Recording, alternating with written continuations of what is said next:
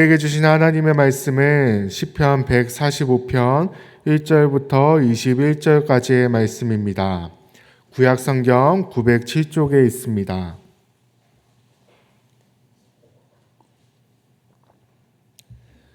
시편 145편 1절부터 21절까지의 말씀을 한 목소리로 합독하도록 하겠습니다. 왕이신 나의 하나님이여, 내가 주를 높이고 영원히 주의 이름을 송축하리이다. 영원히 주의 이름을 송축하리이다. 여호와는 위대하시니 크게 찬양할 것이라. 그의 위대하심을 측량하지 못하리로다. 대대로 주께서 행하시는 일을 크게 찬양하며 주의 능한 일을 선포하리로다. 주의 존귀하고 영광스러운 위엄과 주의 기이한 일들을 나는 작은 소리로 읊조리리이다. 사람들은 주의 두려운 일의 권능을 말할 것이요, 나도 주의 위대하심을 선포하리이다. 그들이 주의 크신 은혜를 기념하여 말하며 주의 의를 노래하리이다. 여호와는 은혜로우시며 긍휼이 많으시며 노하기를 더디하시며 인자하심이 크시도다. 여호와께서는 모든 것을 선대하시며 그 지으신 모든 것에 긍휼을 베푸시는도다. 여호와여, 주께서 지으신 모든 것들이 주께 감사하며 주의 성도들이 주를 송축하리이다. 그들이 주의 나라의 영광을 말하며 주의 업적을 일러서 주의 업적과 주의 나라의 위엄 있는 영광을 인생들에게 알게 하리이다.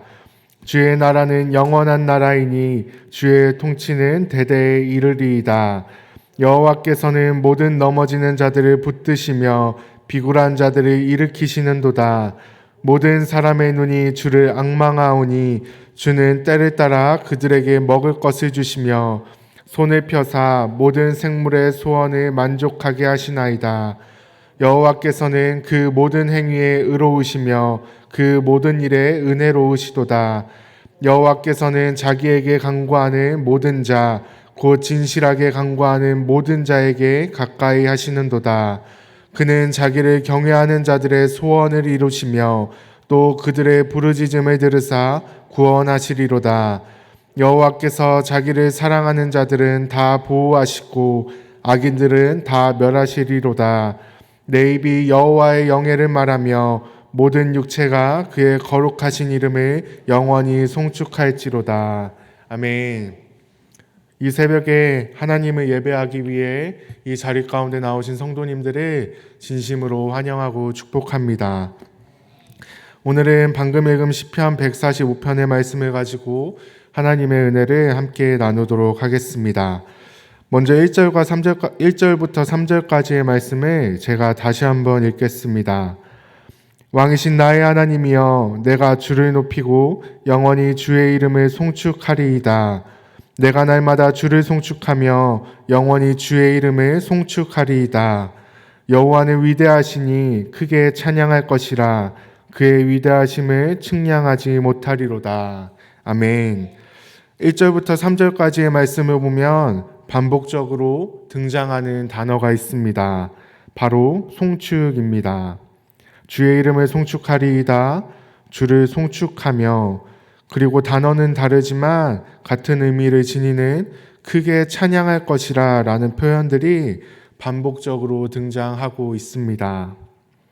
이러한 표현들을 통해 우리는 무엇을 배울 수 있습니까? 우리 그리스도인들은 하나님을 찬양하며 살아가는 인생이라는 것입니다. 그런데 어쩌면 오늘 이 찬양을 올려드린 다윗은 하나님께 은혜를 받아서 왕이 됐기 때문에 이렇게 하나님을 찬양할 수 있는 것이라고 생각할 수도 있습니다. 그리고 하나님께로부터 부와 명예와 권력을 받았기 때문에 하나님을 찬양할 수 있는 것이라고 생각할 수도 있습니다. 그런데 다윗은 1절부터 3절까지 자신이 찬양하는 하나님이 누구신지 분명히 이야기합니다. 뭐라고 기록하고 있습니까? 왕이신 나의 하나님, 측량 못할 위대하심을 지닌 하나님이라고 말합니다.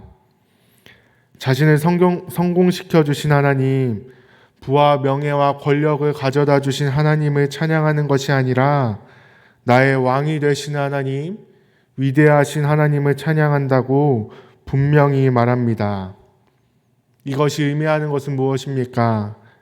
다윗이 하나님을 찬양하는 이유는 자신을 이스라엘의 왕으로 세워주셨기 때문이 아니라 자신에게 부와 명예와 권력을 주셨기 때문이 아니라 온 세상의 왕이신 그분께서 자신의 하나님, 자신의 왕이 되어주셨기 때문에 그 하나님을 찬양한다고 분명히 말하는 것입니다. 자신의 형편이 나아져서 찬양하지 않았습니다. 다윗 자신의 소원이 이루어져서 하나님을 찬양한 것도 아닙니다. 그저 온 세상의 주인 되시는 그 하나님께서 다윗의 왕이 되어주셨기 때문에 그 위대하신 하나님께서 다윗의 하나님이 되어주셨기 때문에 하나님을 찬양한 것입니다.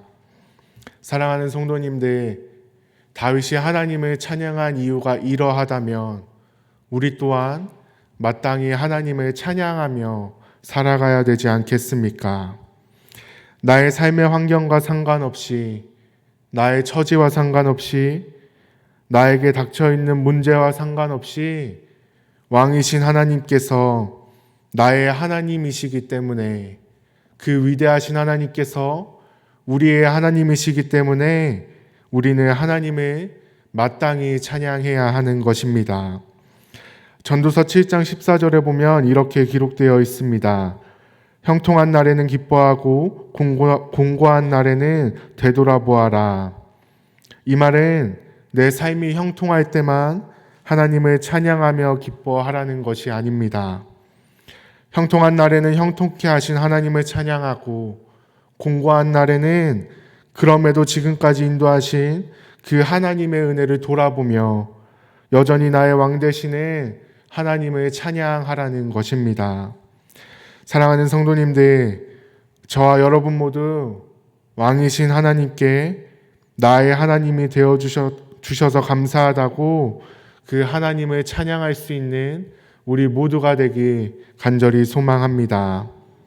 나의 기도가 응답되어졌을 때만, 나의 소원이 이루어졌을 때만, 내가 성공했을 때만 하나님을 찬양하는 것이 아니라 우리가 공고할 때일지라도, 때로는 기도가 응답되지 않을 때일지라도, 고난과 슬픔이 찾아온 때일지라도 여전히 우리의 왕 되시는 그 하나님을 찬양하는 저와 여러분이 되길 간절히 소망하고 축복합니다.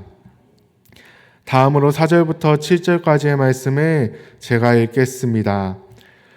대대로 주께서 행하시는 일을 크게 찬양하며 주의 능한 일을 선포하리로다.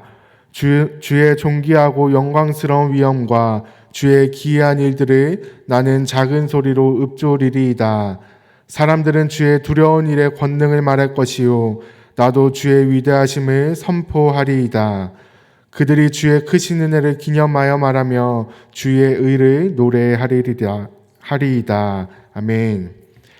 1절부터 3절까지에서는 다윗이 개인의 찬양에서 그쳤다면 4절부터 7절까지의 말씀에서는 하나님의 은혜를 선포하고 있습니다. 이는 단순히 하나님의 은혜를 개인적으로만 누리며 찬양하는 것이 아니라 그 하나님을 전하며 살아가야 한다는 것입니다. 그렇다면 우리가 선포하고 우리가 전해야 하는 것은 무엇입니까? 4절부터 7절까지에서 말하는 것처럼 하나님의 전능하심과 하나님의 섭리하심과 그 하나님의 위대하심과 은혜를 선포해야 한다는 것입니다. 우리는 이 말씀 앞에서도 1절과 3절까지의 말씀에서 던졌던 질문이 생길 수 있습니다. 바로 다윗은 성공했기 때문에, 왕이 됐기 때문에 자신 있게 하나님을 전하고 선포한 것 아니냐라는 질문입니다. 다윗은 하나님 믿고 성공했으니까, 하나님 믿어서 왕이 됐으니까 당연히 자신 있게 선포할 수 있는 것 아니냐라는 생각이 우리 가운데 들 수도 있습니다. 그런데 사랑하는 성도님들, 세상적인 성공을 얻고 하나님을 찬양하며 전하는 삶도 복된 것이지만 진짜 복된 삶은 무엇입니까? 세상적인 성공을 얻지 못했을지라도, 아니 어쩌면 세상적으로 실패했을지라도 하나님을 찬양하며 전할 수 있는 것이 진짜 복된 삶 아니겠습니까? 세상에선 실패했을지라도 그럼에도 하나님을 찬양하며 전할 수 있는 하늘의 복을 받은 진짜 복된 삶 아니겠습니까? 제 아버지께서 어촌 지역에 개척하셔서 20명이 되지 않는 성도님들과 목회를 하고 계십니다. 그러니 저희 가정 형편이 어땠겠습니까? 정말로 가난했습니다. 20대 중반에 하나님께서 저를 불러주실 때 이 길을 정말로 가기 싫어서 하나님 앞에 이렇게 기도했습니다. 하나님, 저는 가난하고 싶지 않습니다. 자식 노릇하며 살고 싶고 남편 노릇도 하며 살고 싶고 부모 노릇도 하면서 살고 싶습니다. 그러니 목회자 말고 돈 많은 장로로 불러주십시오. 물질 주시면 진짜로 멋지게 교회 섬기고 성공하게 해주시면 진짜로 멋지게 교회 담임 목사님 목회 돕겠습니다. 그리고 하나님이 은혜 주시고 복 주셔서 제가 이렇게 성공했다고 전하며 살겠습니다.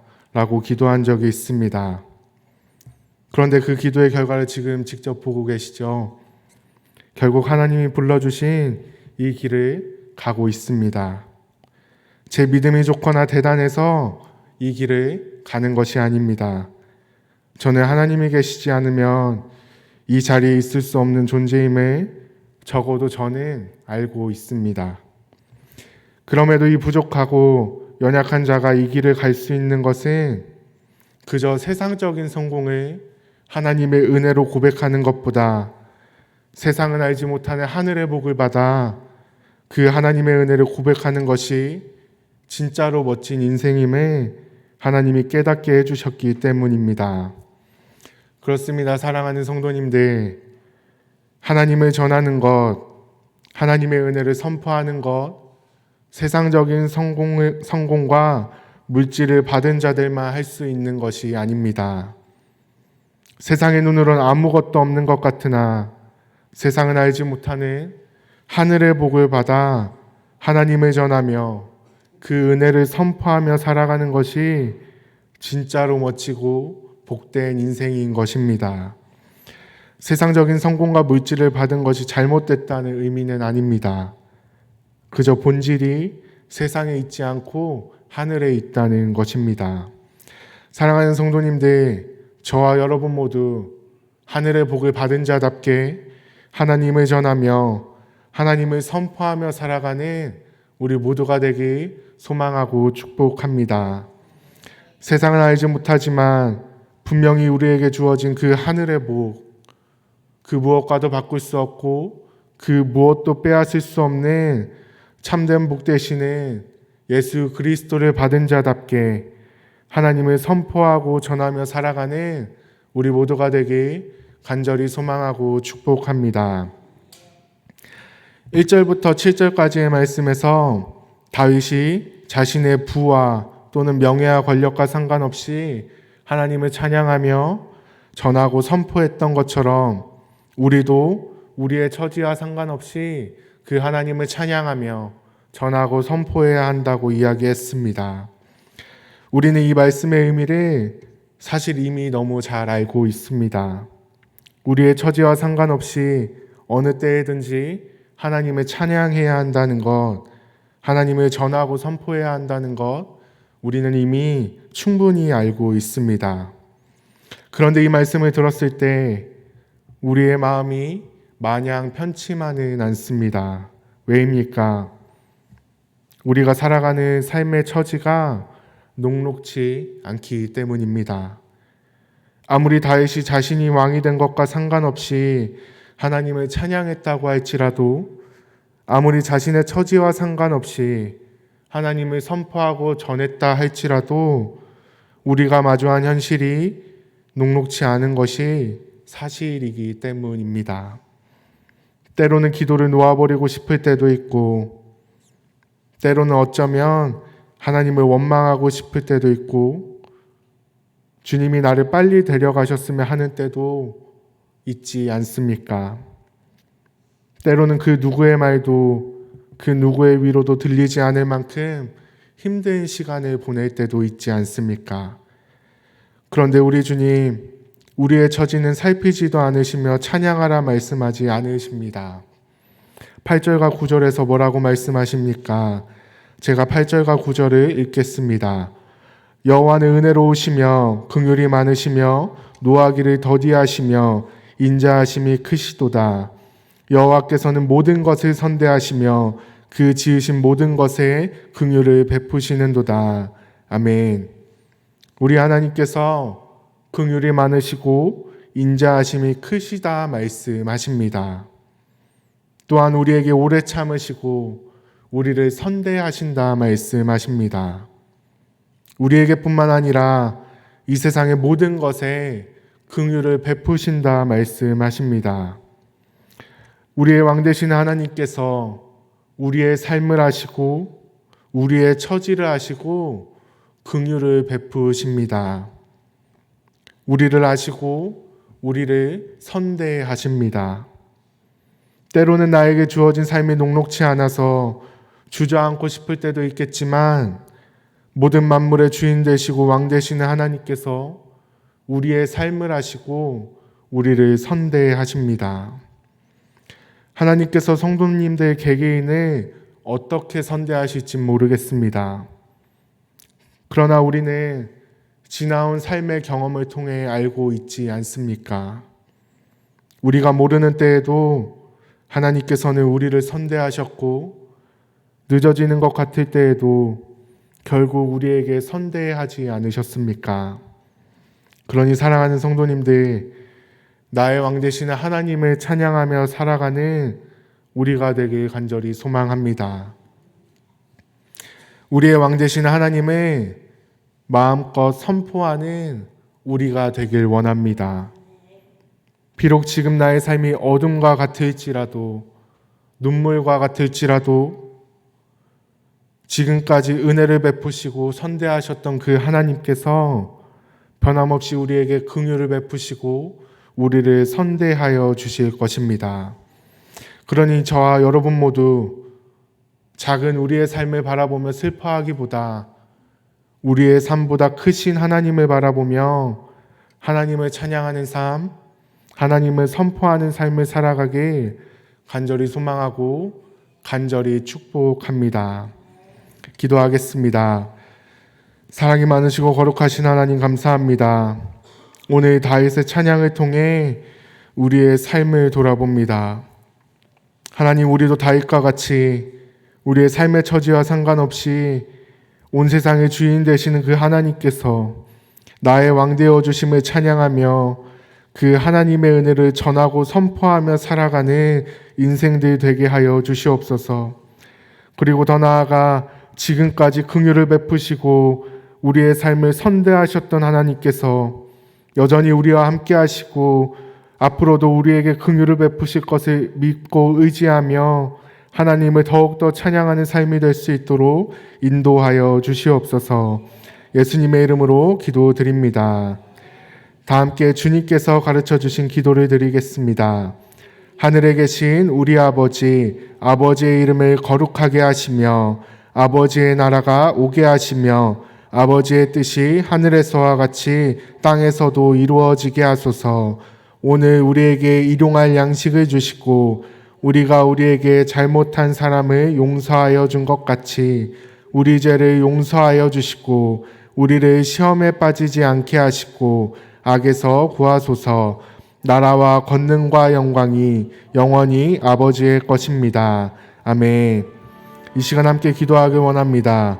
첫 번째로 주신 말씀을 기억하며 온 세상의 왕 되시고 나의 왕 되시는 하나님을 찬양하며 선포하며 살아가게 해달라고. 때로는 나의 삶에 녹록치 않은 상황에 처했을지라도 긍휼을 베푸시고 선대하시는 하나님을 신뢰하며 찬양하게 해달라고. 그리고 두 번째로 성령으로 충만하게 하셔서 오늘도 마땅히 기도할 바를 알게 하시고 이를 통해 모든 것을 합력하여 선을 이루시는 하나님을 경험하게 해달라고. 세 번째로 11개국과 18명의 선교사님들을 위해 기도합니다.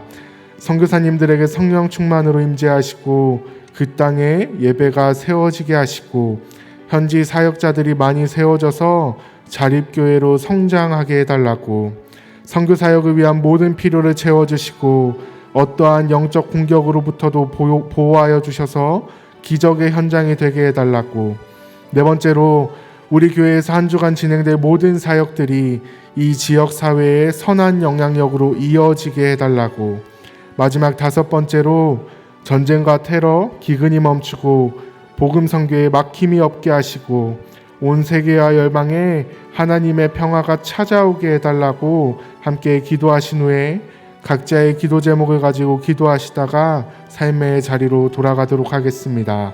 함께 기도하시겠습니다. 사랑이 많으시고 거룩하신 하나님 감사합니다. 오늘 말씀을 통해 우리가 찬양해야 할 분이 누구신지를 다시 한번 돌아봅니다. 온 세상을 창조하시고 온 만물의 주인 되시는 그 하나님께서 나의 왕 되어 주심을 찬양하며 살아갈 수 있도록, 그 은혜를 찬양하며 살아갈 수 있도록 하나님 나의 입술을 붙들어 주시옵소서. 때로는 나의 삶에 녹록지 않을지라도, 문제와 어려움이 찾아올지라도, 슬픔과 눈물이 찾아올지라도 여전히 긍휼을 베푸시고 나의 삶을 붙드시고 인도하신 하나님을 신뢰하며 하나님을 찬양하는 삶 살아낼 수 있도록 하나님 은혜를 베풀어 주시옵소서.